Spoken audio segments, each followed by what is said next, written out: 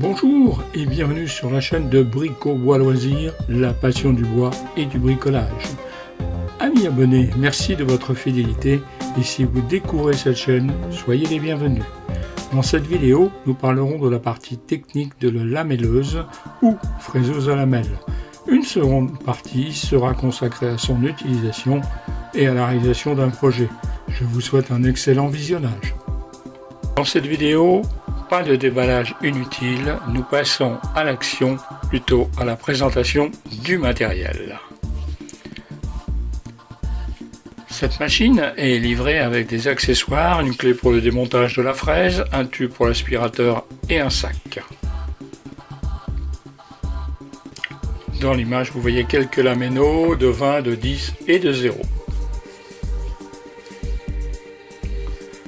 Cet outil a une puissance de 860 watts et tourne à 11 000 tours minute à vide. Elle pèse environ 4 kg, elle est composée d'un bloc en aluminium et pour la prise en main, c'est du plastique. Sur le dessus, la poignée.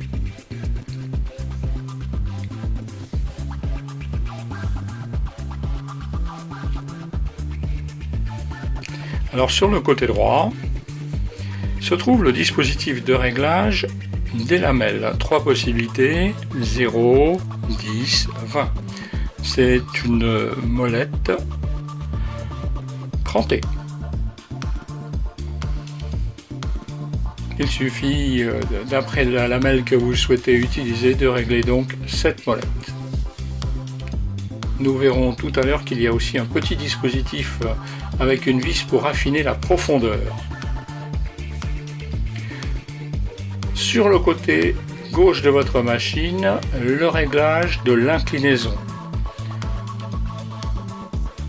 De 0 à 90 degrés. Elle permet évidemment de fraiser verticalement ou de choisir un angle 45 degrés, 60 degrés, suivant votre besoin et l'utilisation que vous aurez à en faire. On la repose en position 0 et on reverrouille au moyen de la molette. Voilà, sa prise en main est assez confortable. On a un peu tendance à mettre la main sur la partie avant plutôt que sur la poignée, mais on rattrape ça très vite. Sur l'autre côté, eh bien c'est la partie d'élévation de la table.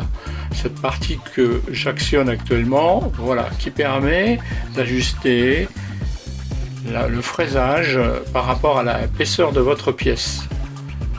Vous verrez en fin de cette vidéo dans une petite présentation que c'est très utile.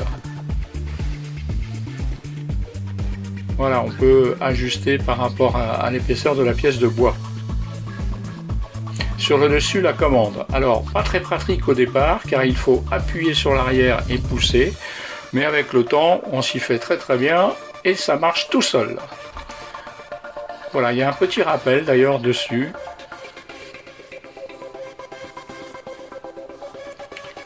Alors la partie aspiration, bon, je ne ferai pas trop de commentaires, c'est assez simple, pratique pour un droitier, sûrement moins pour un gaucher. Quant au sac aspirateur, eh bien, bon, pas très pratique à installer, la couture est très mal faite, bon, BBL ne s'en servira pas, il utilisera très certainement son aspirateur, d'autant que la capacité d'accueil des poussières et des copeaux n'est pas énorme.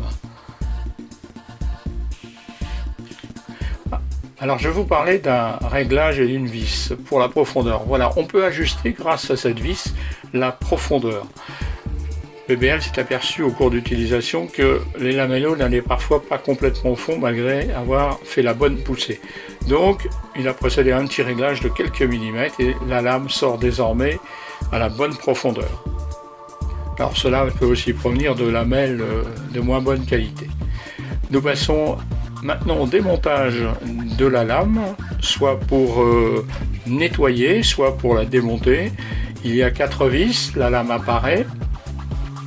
Donc le dispositif est simple, c'est tout simplement le même système que sur votre meuleuse. On a un petit bouton sur le dessus qui permet de verrouiller la lame, verrouiller l'axe. Et puis ensuite on utilise la clé fournie par le fabricant. Voilà, on desserre et puis on retire donc l'anneau de serrage On retire la lame. Comme vous le voyez, la lame n'a aucune inscription de ce côté. Ça peut être un petit rappel pour vous pour la replacer. Sinon, eh bien, il suffit de regarder au dos de votre lame. Voilà.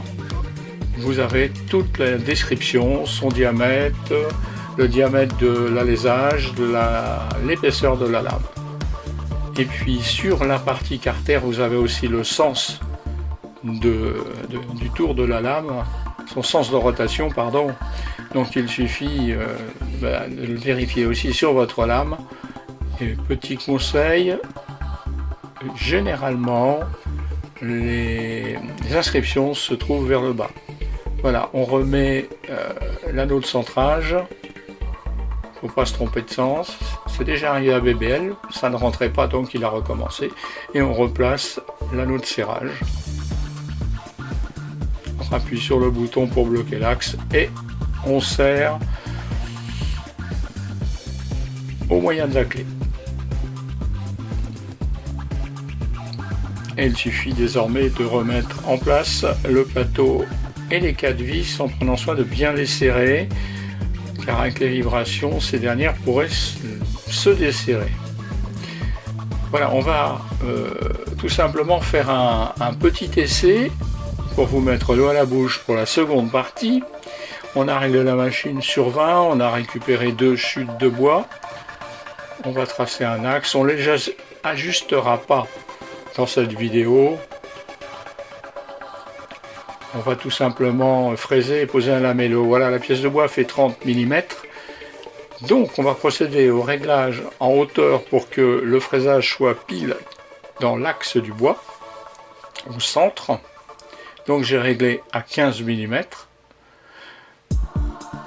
On s'appuie désormais sur la pièce de bois, le traçage a été fait, on le repère sur la machine, on met en route et l'on pousse vers l'avant.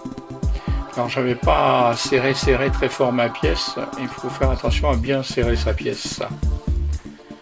Ce serre-joint ne suffisait vraisemblablement pas. Donc on retire tout simplement la pièce de bois, on y installe le lamello et le tour est joué. Donc je vous invite à retrouver la seconde partie de cette vidéo dans quelques jours pour la mise en pratique. Je vous remercie d'avoir visionné cette dernière jusqu'à son terme. Un petit pouce vers le haut ne sera pas de refus et abonnez-vous. À bientôt pour la deuxième partie et d'ici là, bon bricolage.